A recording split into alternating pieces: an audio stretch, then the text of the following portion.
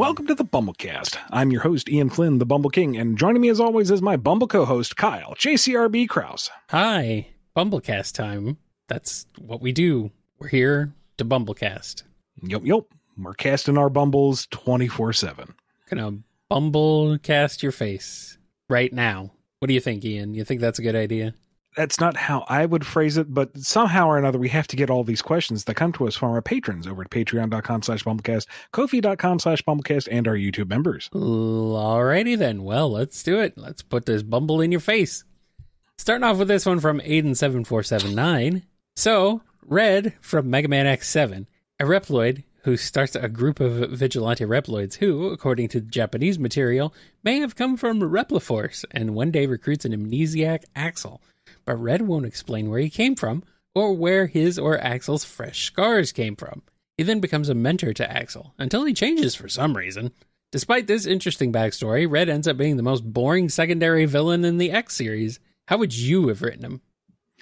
I'm not 100% sure. Just going off of that, I wouldn't want to go through and look at how he's portrayed in X7, see if there's any minutia that is, lost in translation or is exclusive to the Japanese version, and try to build on that. Like, spend a little more time between him and Axel. If there's a chance to seed him earlier, like maybe show him amongst the Repliforce characters in X4, maybe give him his own little side story. Mm-hmm. I'm not familiar enough with who he is and what he ultimately does in X7 off the top of my head to say. But sure to goodness, there's enough there that you can spin it out and do more. I mean, if you look at what early classic Mega Man had and what I was able to do there, surely Red has enough fertile ground to grow a proper character out of. Oh, sure. Definitely. That's the thing about Mega Man. There's so much potential. It's just unrealized. Yes. Allison S. has a question. For the both of you, do you tend to analyze what's already happened in media you consume, or do you like to make predictions? To give an example, another podcast about media I like that features someone in Canada and someone in the US focuses on A Song of Ice and Fire. But unlike many in the fandom, they prefer to discuss what's been published rather than theorycraft. I can't help but predict. And a frustrating trend with me is I usually am able to deduce where things are going, but not for the right reason. Like, case in point, the last major story arc in Star Rail, I had the principal antagonist figured out almost from the get-go, but for none of the right reasons. And that kind of ticked me off because I'm like, well, am I smart or dumb? Which is it? Yes. Like, am I just so aware of the tropes that it fell into the proper slot by, I was right by accident? A coincidence? Or am I not understanding how it's being said? Why am I right? That never mind the story. Why am I right? I'm not satisfied with this resolution. It has not been properly explored or set up. You're technically right. The best kind of right. And theory crafting is fun and fine. I just feel like it needs to be handled with moderation, because too easily you can connect the dots for yourself, and when the story doesn't meet that same conclusion, you get disappointed because, oh, well, my way was better. Yeah. And it's like, not necessarily, because maybe you missed something. Maybe you're viewing it from a different perspective as the author, and therefore, their intent does not have to cater to your wants. It's their story. But there's also times where it's like, what has been presented doesn't add up the way the author intended. And yeah, maybe your own little fan version would work better. And then it just gets into a big messy debate, and I'm tired of those. So yeah, that's really the thing. Then it gets cyclical, and people argue about the same thing for years or decades over and over. And that's just really exhausting. I don't know how anybody can do that. It is really fun, though, when you start looking for the details and you see the points line up and you're like, would it work out like this? Am I seeing this correctly? Am I following the proper trail? And then there is the payoff and you're like, ha ha, I consumed the media in the way that it was intended to be consumed. I feel accomplished. You win, or something like that. And then you get like the folks are going, well, that makes it predictable. It's like, no, you don't say that a building is predictable because it was constructed in a way that is good. That is how it should be. Like, if you can figure out the butler did it before the butler is revealed to have done it, then the author has done a good job of presenting the clues for you to piece together. And if you didn't figure it out, well, hopefully you enjoyed the ride anyway, you know? I like my buildings to be unpredictable, Ian. I don't know about you. Oh, you prefer your Escher-esque buildings. I like mine to be questionable of whether they can actually support any sort of, continued structural integrity or not. Well, you're a more adventurous fellow than I I'm am. joking. I would hope that a building would not collapse just by existing. Yeah. Theory crafting is fun, but man, I am so it's fandom is nothing but theory crafting most of the time, and it gets tiring. Because it's a lot of the same stuff over and over. Because, there's only so much you can talk about. So it's very cyclical, and it's like, all right, we've talked about this before. Let's talk about something else. Oh, wait, there's nothing else to talk about because we talked about that too. Anyway. It can be fun. Just don't take it too seriously. Yes. That's really what it boils down to. Andrew D. has a question.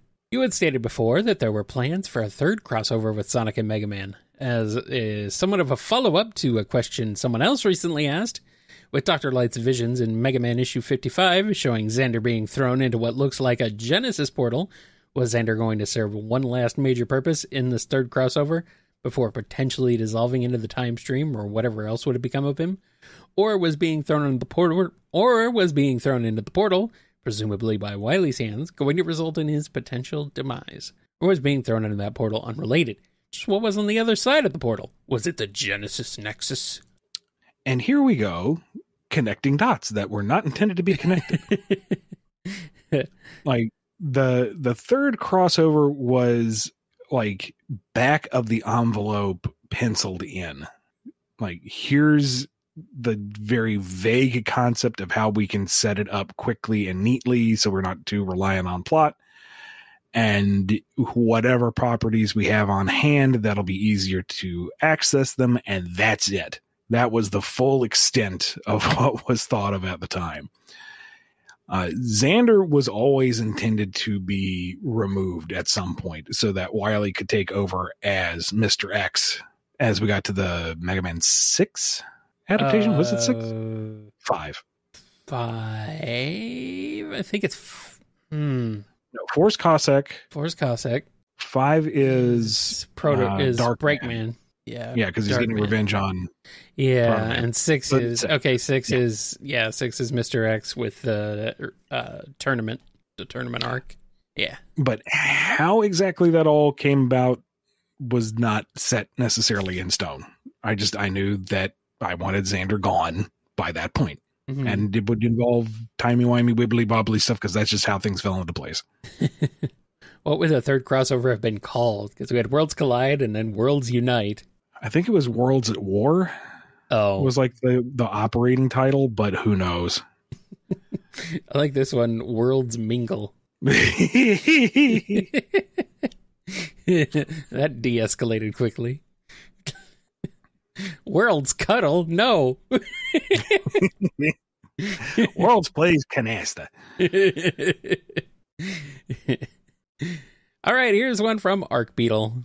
As Clove the Pronghorn was going to be a lesbian, could we have read Sonic saying, after defeating her, "So long, gay Clove"? This is a Mario 64 reference. Okay, you know my deep cut jokes. You know how I love to reference stuff. This is a bridge too far for me. Yeah. Maybe a little too It's a little too much. But anyway, here's a question from Aura. Team Chaotix finds $5 on the ground. How do they react? Well, they're excited at first because, hey, actual physical money in their hands for once. And then Vector's like, no, this is an excellent teaching opportunity to show Charmy what the moral thing to do, and that's to find the owner of the $5. No. And SPO is really not buying this, and Vector's like, look, we got to teach him at some point, and here it is. It's $5. Now, ultimately, the time spent and the effort wasted trying to find the owner really would come out to more than $5, all things considered, but they put in their best effort. And now that they've tried, they can claim it for themselves. Except that's when Cream comes by and says, oh, goody, you found it. Thank you. Oh. And the Chaotix hand it over and go home. And Cream just kind of looks over at Cheese and goes, you're right. They bought it. They did buy it for $5. What's Cream going to buy with $5, though? Ice cream. Okay, fine. You got me. Buttered Noodles has a question. Throughout the years and countless hours of doing the podcast, this has had to affect your writing work, whether good or bad. From what you can say, what are some ways or scenarios where the BumbleKast has directly or indirectly affected your other work? I don't know, honestly. I don't know. None of the Bumble lore has snuck into your head when you're writing something like, crap, that's not actually canon. That's only Bumble canon. I mean, I'm sure there's been a question here or there that's made me go, maybe that should be addressed within the Sonic lore at some point. Not necessarily in the way I've answered, because this is my show. I can say whatever I want. So you claim, but... I can say whatever I want. I can't do whatever I want outside of this. Yeah. And you can say whatever you want, but sometimes you regret it later. Well, especially with, the caveat of, this is one way to approach it, and then that gets spread around as, Floyd wants to destroy this aspect of the fandom. And it's like, yeah. No, I said with these under these certain circumstances, this would be a way to approach it. It's not necessarily the right way. It's not necessarily the way I would do it for realsies. It's one way to do, maybe. But I don't think I am adept enough at analyzing myself to say how much the show would have influenced my thinking. So if you've been subtly trying to indoctrinate me over the last few years with your stealth questions, good job. I haven't picked up on it. Man, you can't even blame Big Oof on this show. Or can you? Somebody go back. Somebody check the transcripts. KB has a question. Which Sonic characters would most likely love eating bean burritos? I could see Sonic enjoying a bean burrito. I mean, he likes beans on hot dogs. Well, okay, some would argue that chili should not have beans. They're wrong, but they're going to argue it anyway, so. Hot, saucy, disastrous to eat food. Yeah. I think Knuckles might enjoy one. Blaze would manage to eat one with a knife and fork and not cause a single drop to fall. That plate is clean afterward. You don't know how she does it. Delicious. I think Silver just likes warm food. Cooked food. I think Silver just likes edible food. Silver, do you want to try this? Yes! Yeah. What is it? It's cyanide. Wait, no!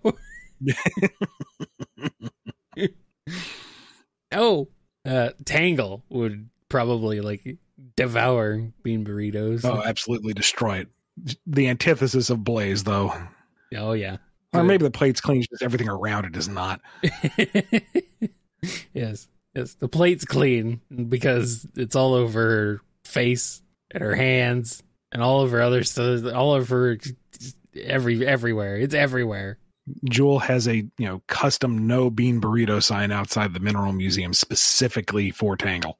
Yeah. But she can eat all the messy hot wings she wants. Jewel can. It's her museum.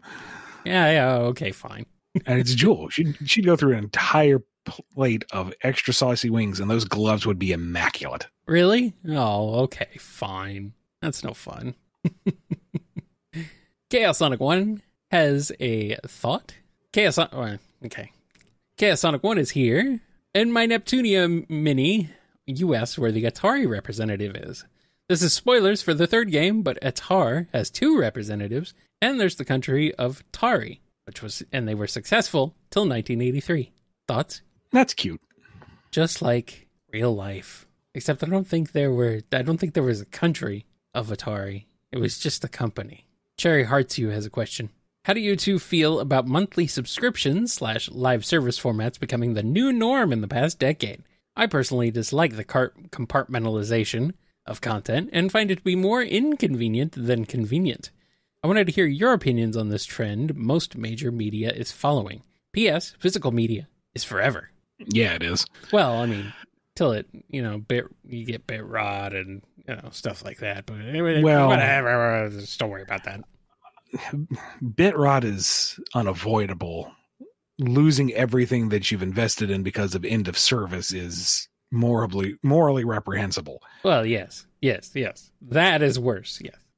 I think there is a way to do live service type of media that is not necessarily predatory, that can be done in a way that is reasonable value for the consumer and also supporting of the developer. But I can't think of any immediate examples off the top of my head. Yeah, because no company is going to do it that way as long as they can get away with it. Because there's no regulation of it. Because there's no incentive to do it any other way. Right. Aside from, being a decent individual. And so, yeah. Fundamentally, I don't have an issue with the thought that you continue to provide a service and you continue to provide content, and in return you are compensated for it. That makes sense on paper, but you would need some kind of dedicated end of service terms where the consumer does not lose what they have invested in. And the content that is being produced must be of reasonable value for what is being charged perpetually. You need to be on schedule with that content, and it needs to be worth the money that's being put into it. So this is an incredibly idyllic view of it, but I'm not going to throw out the concept on a whole just because it hasn't been executed correctly. Yeah.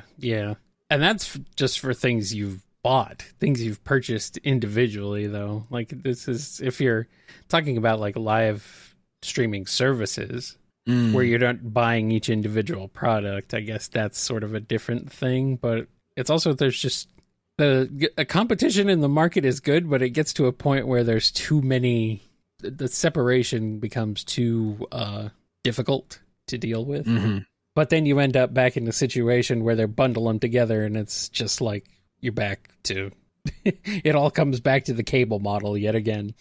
Yeah. And it's like, well, great. So it's a complicated mess. And I mean, for video games, at least, there's finally at least the Stop Killing Games campaign spearheaded by good old Ross Scott from Accursed Farms. So I'm hoping that there's some movement on that to finally, get some regulation on at least video games end of service going forward, at least. So, and I really admire and appreciate Ross's efforts. Number one, because he has stipulated numerous times that he is not the guy to spearhead this, but nobody else was doing it. So he's just going to do it. And mad respect for the gumption there. Yes. And that he hasn't set this lofty goal of he's going to change the industry forever. He wants just a definitive answer one way or the other. And that can be built off of. Yes. So even if the whole end game for this campaign is that it establishes that, no, you do not own anything that you buy anymore. That's at least on the books. That's codified and defined, and that can be challenged in law. That can be highlighted as unconstitutional or against consumer interest or whatever. And once you have defined the thing, you can kill the thing. Yes. That's really the thing. They do it because they can. There's nothing stopping them, and there's no eyes on them looking at this to be like, hey, you shouldn't be doing this. Right. So it needs to be up to the people to bring it to the attention of the people who can do something about it, and at least figure it out. At least figure out what is allowed and what is not. Like, actually codify this and make it, known. So at the very least, this is like a domino that can have greater effect. Yes. So, Mr. Scott, if you're listening, hats off to you, sir. Big fan of your work. Greatly appreciate your effort. And if you don't know about this, go to stopkillinggames.com. He's put a tremendous amount of effort into the website to make it as painless as possible to get involved with it. And also, this goes beyond video games because, again, this is the domino. If this can cause one ripple, this can affect the greater trend in the market of folks putting things on subscription services like, car features. Yes. Which is absolutely asinine. And if you can set a precedent in games saying, no, you can't do this with a product, that can be applied across other industries. So go, do, support, help. Yes. We're not sponsored, by the way. We just really do believe in this and support this. So yes, go check it out. Thank you to Cherry Hearts You for asking this and giving us the opportunity to talk a little bit about it. And our last question before I take a break is from Chunka. What exactly does it mean to be the ultimate life form for Shadow? He holds this title to very high regard, and I'm curious as to how he perceives such a title. Is it the power that comes with it? Is it the weight of bearing such a position? Feel free to give an answer for the canon or your ideal version of Shadow. I imagine it being like a total hipster thing. What does it mean to be the ultimate life form? You wouldn't understand. You're not the ultimate life form. Exactly. See, I like Shadow when he's just kind of either just a regular guy or just kind of a snarky jerk.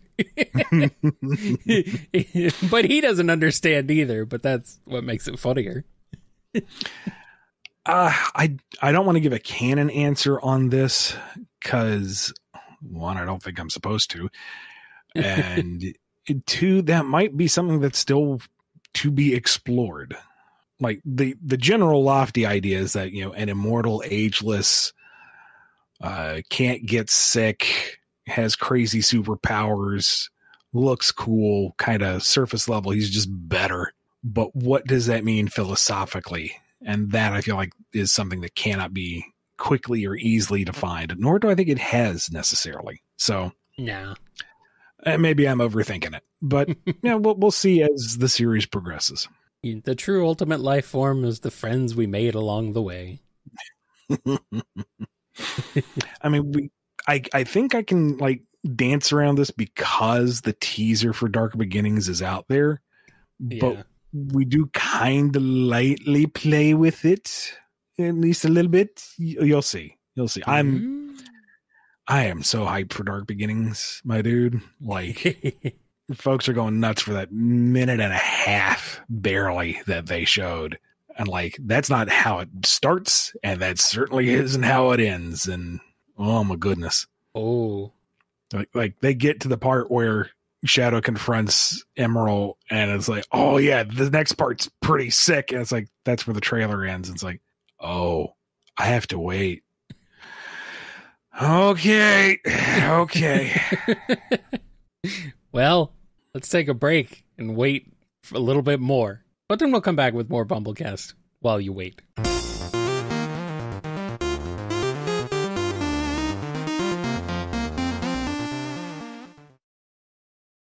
We're back with our weekly giveaway question. Follow us on our Blue Sky, Twitter, Tumblr, Instagram, and or Facebook for your chance to win a free question here on the BumbleKast. And this week's winner is... Sorcerer Lance from Blue Sky. We know there are kingdoms such as Soliana Is there possibly an acorn kingdom somewhere in this world? Perhaps also a land of the sky with a president who happens to have a daughter that's also somehow a princess? I mean, I feel like that's the simplest solution. You know, there's all sorts of islands all over the world that we haven't visited yet. So Sonic just goes off to the Acorn Archipelago with the capital city of Mopetropolis that's surrounded by a great forest that's full of all sorts of memorable characters. It would be so easy. You could do it tomorrow.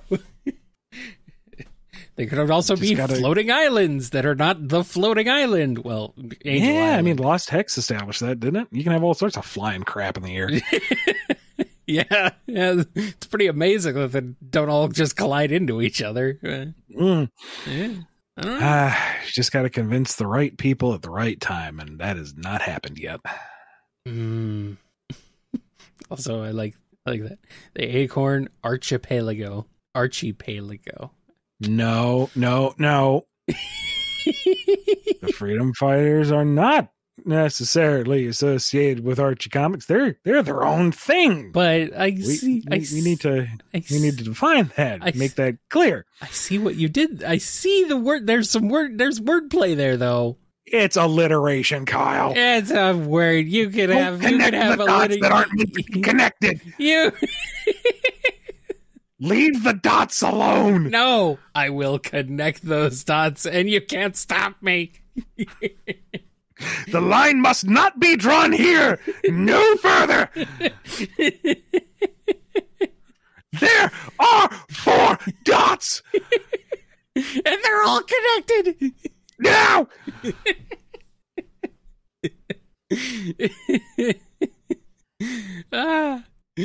All right, next question is from Comic the Hedgehog. It's the matchup of the century. Knuckles the Echidna versus Major Alex Louis Armstrong from Full Metal Alchemist. Who will be the most muscular of them all? Ignore the fact that Segan Izumi Curtis could take them both out in seconds. Well, yeah, but that's not what we're concentrating on. Did I say any of those names correctly? It's Lewis, actually. Is it Lewis? Everything else, yeah. Okay. Alex Louis Armstrong. Well, I thought it was Louis Armstrong. I thought it was a reference, But... And I was so happy when his English voice actor was cast as All Might, because it's like, yes, absolutely, this is the correct decision. In terms of musculature, Major Armstrong is going to always win that one. I mean, the man is a meat miracle. But the actual matchup, the showdown, that will be a glorious slugfest, an epic throwdown of fists between mutually respected combatants. And I can't say who would win ultimately, but it does end with a very respectful and mutual bro-tastic fist bump. Nice. All right, Crab has a question. Good news, Ian. Sega has given you full creative control over the Hatsune Miku IP. Sega bought her rights out from Yamaha, along with the rest of the Vocaloids, and then transferred it to you. So you're now the full legal owner, and they have to license her from you. So now that you have this, what will you do? Just keep making rhythm games, go mad with power, and fire the Miku Miku beam? Ye gods. Why would they buy it outright and then hand the rights over to you? That's the funniest part of this. I don't know. Maybe I was very good for Christmas. Hatsune Ian Miku. Nah, if I were to somehow fail upwards like that and obtain the controls of that kind of juggernaut, yeah, I'm going to let the people who know what they're doing continue to do what they do and just cash the check. I mean, yeah, at that rate, yes. Like, what is there to course correct? She isn't even real, and she's an incredible, powerful presence. There is nothing I can bring to the table that would improve this behemoth. Like, okay, maybe I go a little mad with power and ask for a BumbleKast themed costume to go across all media. All right, there. There you That's the extent of my control. But no, let the concerts continue. Let them expand into other markets, maybe where they haven't been already. Let the collectibles continue to do. Let the rhythm games do their own thing. Maybe diversify a little bit. That rhythm boxing game they just came out with. That makes sense. Yeah.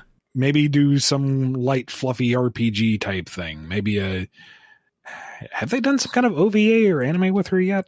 I'd be shocked if they haven't. Sure they have, yeah.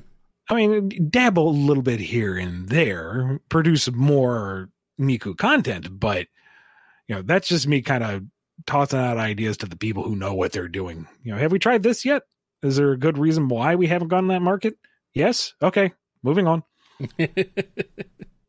Yes. But I'm just the puppet dictator in this place. Madam Miku rules on high, and I fully acknowledge that. Of course.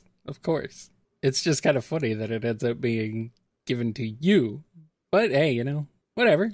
She's blue. At least I would respect Lady Miku. As you should, dang it. She would replace me as the co-host of the BumbleKast, which is fine.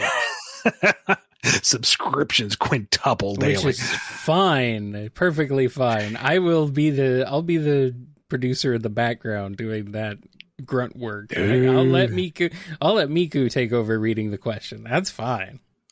Can you imagine a Miku version of the theme song? Yes. Oh boy. That'd be kind of sick. I kind of can. Bad apple, but it's the BumbleKast? World's End Bumble Hall. We got a question from DDR Master M. We've seen Metal Sonic. We've seen Neo Metal Sonic. Now the world must know. What would Hair Metal Sonic, Thrash Metal Sonic, New Metal Sonic, and Full Metal Sonic be like? Well, we know that Hair Metal Sonic wouldn't actually run around or anything. He'd arrive at the site with his limousine. There can only be one true Sonic. Hey! Good. I know this is Sonic's line, but still. You may know what I'm going to do, but I know how I'm going to rock too. Strange, isn't it? Thrash Metal Sonic. This is just James Hetfield. Yeah. Off to Eggman land here.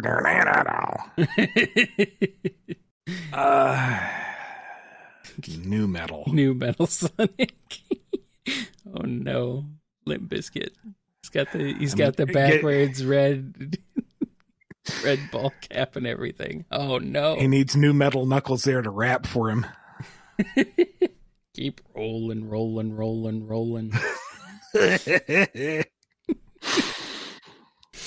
And Full Metal Sonic. I guess he can't really supplant the real Sonic because that wouldn't be equivalent exchange. Or in this universe, he's Sonic's soul painted on the inside of Metal Sonic armor. Oh God. Oh boy. That sounds terrifying. Or maybe it's, Full Metal Jacket. This is a Metal Sonic that is military history. Oh boy. This is a hedgehog. He's also a gun. He goes out for violence. He goes out to run.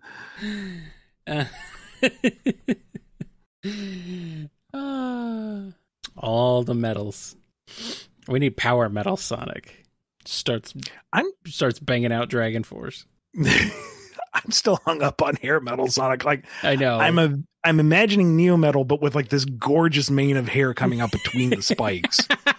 Yes, he's extra beautiful. rhinestones everywhere else.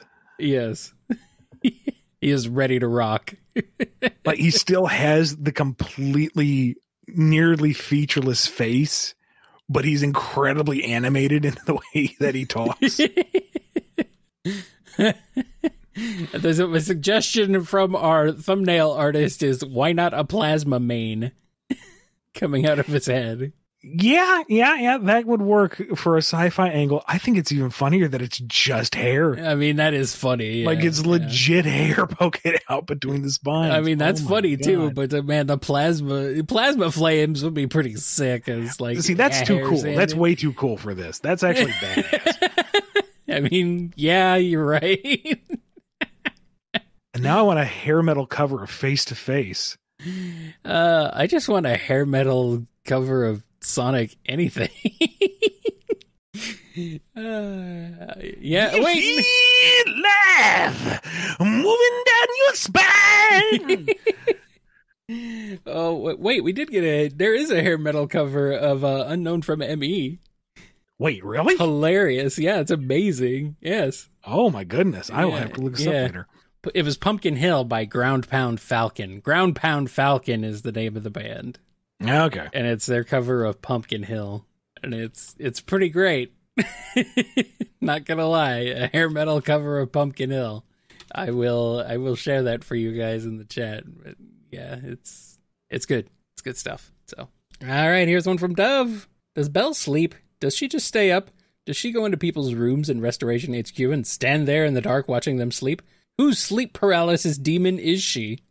No. I can't remember now, but I don't think she sleeps. I think that's been established. I think so. Maybe she's Eggman's sleep paralysis demon. You could be better. There's one he's the one who would deserve it, honestly. I think she just keeps herself busy in the night and is a little bored, a little lonely. She has rest mode, apparently. Okay. I couldn't remember, but I was pretty sure it had been addressed at some point. Thank you, chat. Yeah. All right, Finest Cacophony has a question. Ian, tell me how many dams are in Sonic and Shadow Generations script, and my life is yours. I have no idea if that was a good Kratos voice or not. I don't think it was.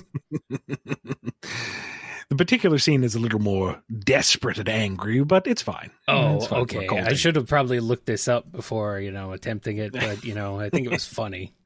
I think it was funnier if I didn't. Oh, absolutely. Look it up. Just for your context, it's when Kratos swears his soul to Ares in the very beginning to become the ghost of Sparta. Okay. Deal with the devil type of thing. Anyway. Okay. You'll just have to play these. Yeah. Yeah, they're fun. And you'll just have to play the game to find out. Flora Latour has a question. Is Scourge actually a dig at bad Sonic OCs? Many people seem to think that he is. Personally, I don't think so, but I was wondering what you think of this interpretation of his character. That was not his principal purpose, but it is an aspect to him. Yeah, but it turns out people actually love him and think he's a great Sonic OC, so I don't know. The thing is, Scourge is built around the existential crisis of being a knockoff off of somebody else. Yes.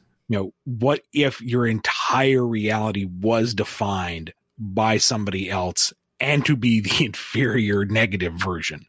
That's what makes Scourge interesting, and that's what drives him first and foremost. But he is also a try-hard edgelord. And so in that regard, he is a kind of passive, loving nod to some of the more less restrained OCs, shall we say. Yes.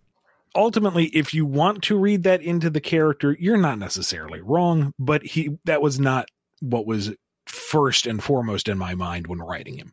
Mm-hmm. Mm-hmm. And if you want to enjoy that character by his own merits and ignore any kind of OC affiliation, you're perfectly within your rights there too. Mm-hmm. All right, Hearts13 has a question. In one of the infinite parallel realities of our world where Archie Sonic had adaptations, 2 movies based on both continuities of the comic, directed by comic book directors Sam Raimi and James Gunn. Sam Raimi's film is based on the pre-Super Genesis Wave continuity and captures the essence of the late 90s, while James Gunn's film is based on the post-Super Genesis Wave after the Shattered World Crisis. The villains are Zavik, Julian Snively, and Walter Nogus. Which is better? Neither. Should I say Sonic Armageddon? Am I allowed to say those words together? I don't know about that. All right. Full transparency, I'm not a big fan of Sam Raimi's work. Yeah. I know he has his fans and they dig it. I just don't jive with how he does stuff. That's me. Not even Spider-Man? It has its moments, but yeah, I can cherry pick across all three. He doesn't do stuff in a way that I enjoy. And that's not necessarily saying he's bad. That's just, not my personal taste. Yeah. Gunn, I enjoy more, but he also has his tropes that once you see them, they can't not see them. So his approach to storytelling applied to the post Genesis wave. I don't know if I'm particularly fond of that idea. So the characters will be a lot more snarky. I mean, it won't just be Sonic snarking. It'll be everybody. Yeah, I don't know. I'm fine with not being in that timeline. Yeah.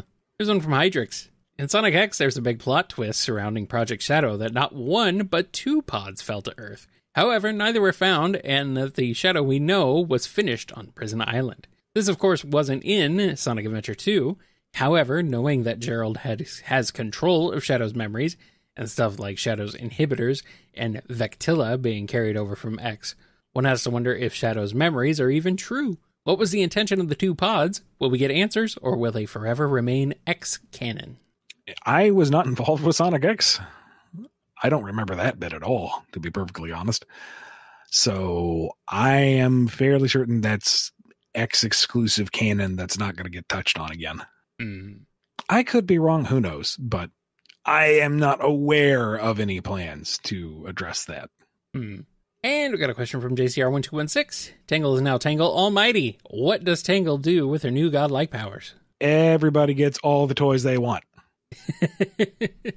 Also, if you want a grilled cheese sandwich, you just say, I want a grilled cheese sandwich, and boom, you have the perfect grilled cheese sandwich. Yummy.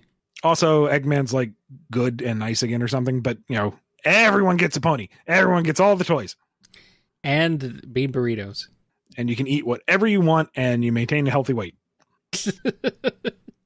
Well, I mean... And you don't get ice cream headaches or tummy aches. So you can have the largest sundae you want, and then go for a run, and you don't get sick ever again. Perfect. So everyone becomes the ultimate life form. Yes.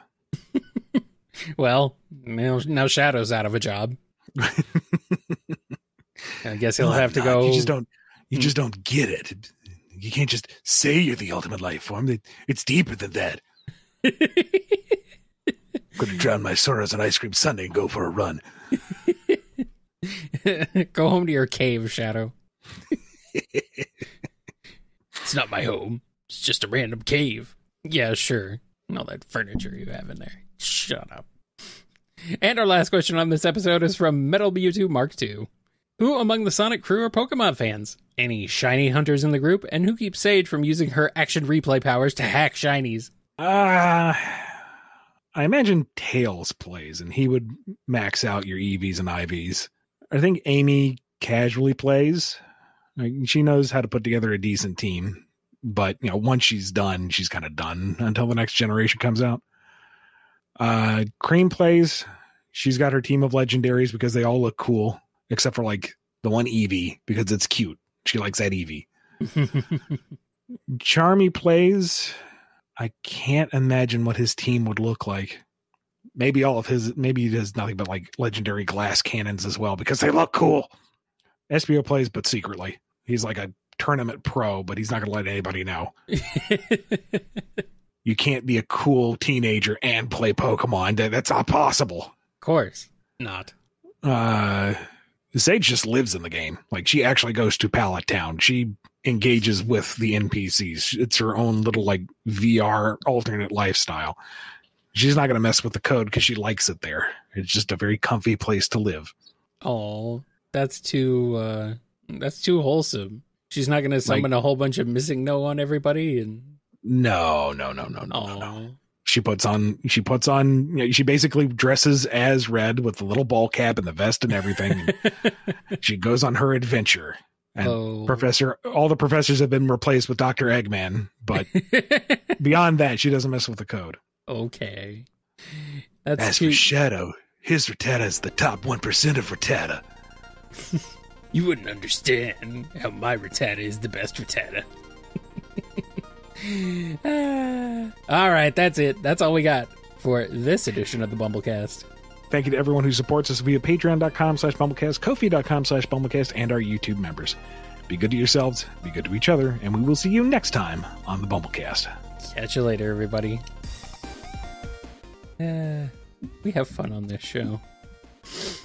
I hope that 1% joke is received well and not just gets me labeled as a Gen 1er. You've been listening to the BumbleKast, a co-production of Bumble King Comics and the KNGI Network. Original theme music composed by Ken Coda Snyder. Remixed intro by T-Lopes. Find out more information, along with podcast feeder links, MP3 downloads, and more at bumbleking.com and kngi.org.